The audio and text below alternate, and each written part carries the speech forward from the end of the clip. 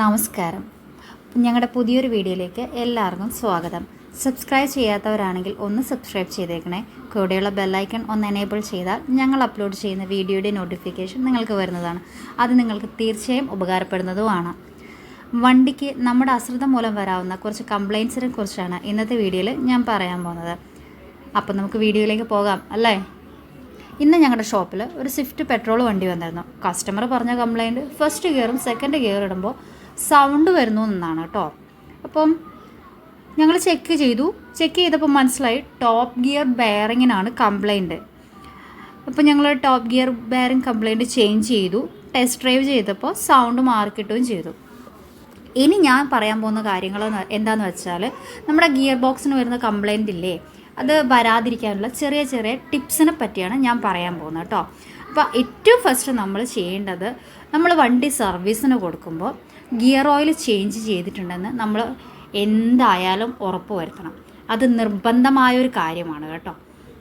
പിന്നെ അടുത്തതെന്ന് വെച്ചാൽ, ആക്സിൽ ഓയിൽ സീൽ പോയിട്ടുണ്ടെങ്കിൽ ഗിയർ ഓയിൽ ലീക്കാകാൻ ചാൻസ് ഉണ്ട്. അപ്പം ഗിയർ ബോക്സിന് കംപ്ലയിൻറ്റ് വരാനും ചാൻസ് ഉണ്ട്. അപ്പം നിങ്ങൾ അതൊക്കെ നന്നായി ശ്രദ്ധിക്കണം.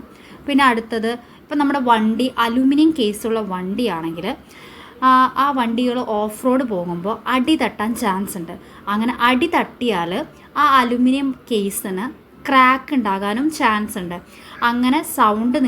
അങ്ങനെ നിങ്ങൾ വണ്ടി ഓടിക്കുന്ന സമയത്ത് നിങ്ങൾക്ക് അങ്ങനെ എന്തെങ്കിലും ഒരു സൗണ്ട് കേൾക്കുകയാണെങ്കിൽ നിയർ ബൈ ഉള്ള വർക്ക്ഷോപ്പിൽ നിങ്ങൾ അതെന്തായാലും വണ്ടി കാണിക്കണം.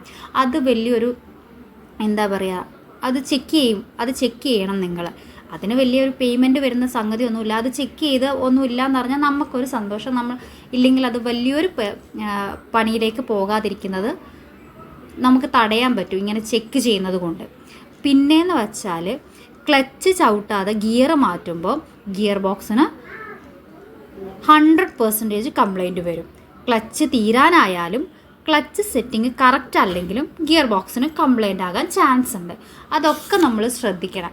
പിന്നെയെന്ന് വെച്ചാൽ, വണ്ടി ഓടിക്കുന്ന ഡ്രൈവർക്ക് ഗിയർ പൊസിഷൻ കറക്റ്റായിട്ട് തന്നെ അറിഞ്ഞിരിക്കണം. ഇല്ലെങ്കിൽ ഉദ്ദേശിക്കുന്ന രീതിയിൽ ഗിയർ മാറ്റം നടക്കില്ല. അത് നമ്മൾ ഓടിക്കുന്ന വണ്ടിയുടെ ഗിയർ കറക്റ്റ് അറിയില്ലെങ്കിൽ അത് അയാളുടെ വണ്ടിക്കും കംപ്ലയിൻ്റ് ആണ്, ഓടിക്കുന്ന ഡ്രൈവർക്കും കംപ്ലയിൻ്റ് ആണ്. അത് നമുക്ക് ഊഹിക്കാമല്ലോ. അല്ലാതെ കറക്റ്റായിട്ട് ഗിയർ മാറ്റാൻ അറിയാത്ത ഒരാൾ ഡ്രൈവറാണെന്ന് നമുക്ക് പറയാൻ പറ്റില്ലല്ലോ. അപ്പോൾ അത് നന്നായിട്ട് ശ്രദ്ധിക്കണം. പിന്നെ ഒന്നെന്ന് വെച്ചാൽ, കുത്തനെയുള്ള കയറ്റം കയറുമ്പോൾ നമ്മൾ ഉചിതമായ ഗിയർ തന്നെ മാറ്റണം. അല്ലെങ്കിലും ഗിയർ ബോക്സിന് കംപ്ലയിൻ്റ് ഉണ്ടാകാൻ ചാൻസസ് ഉണ്ട്. പിന്നെ ഒന്നെന്ന് വെച്ചാൽ, ഗിയർ ലിവർ പ്ലേ ആയാലും ഗിയർ ബോക്സിന് കംപ്ലയിൻറ്റ് വരാൻ ചാൻസസ് ഉണ്ട്. പ്ലേ ഒഴിവാക്കാൻ വേണ്ടിയിട്ട് ബുഷ്, സ്ലീവ്സ് എന്നിവ കറക്റ്റായിട്ട് മാറി പ്ലേ ഒഴിവാക്കേണ്ടതാണ്. ഈ കാര്യങ്ങളൊക്കെ ശ്രദ്ധിച്ചാൽ തന്നെ നമുക്ക് ഗിയർ ബോക്സിന് വരുന്ന കുറച്ച് കംപ്ലയിൻസുകൾ പരമാവധി ഒഴിവാക്കാവുന്നതാണ്. ഇത് കുറച്ച് കാര്യങ്ങൾ മാത്രമേ ഞങ്ങളിതിൽ പറഞ്ഞിട്ടുള്ളൂ. ഇനിയും കാര്യങ്ങൾ പറയാനുണ്ടെന്ന് ഞങ്ങൾക്കറിയാം. ഇനിയും കൂടുതൽ കാര്യങ്ങൾ അറിയാൻ നിങ്ങൾക്ക് താല്പര്യമുണ്ടെങ്കിൽ ഞങ്ങൾ വഴിയെ കൂടുതൽ വീഡിയോസ് അപ്ലോഡ് ചെയ്യുന്നതായിരിക്കും.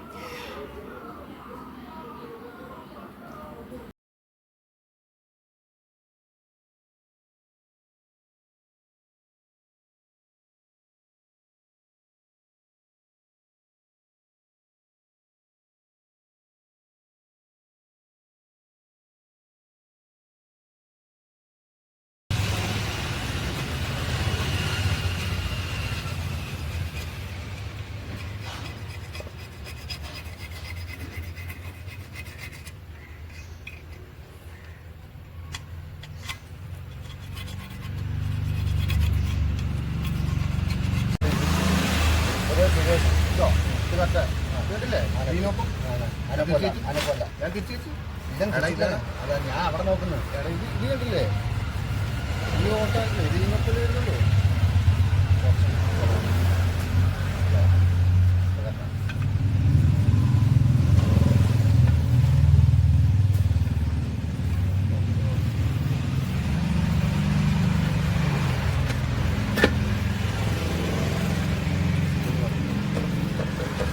그리고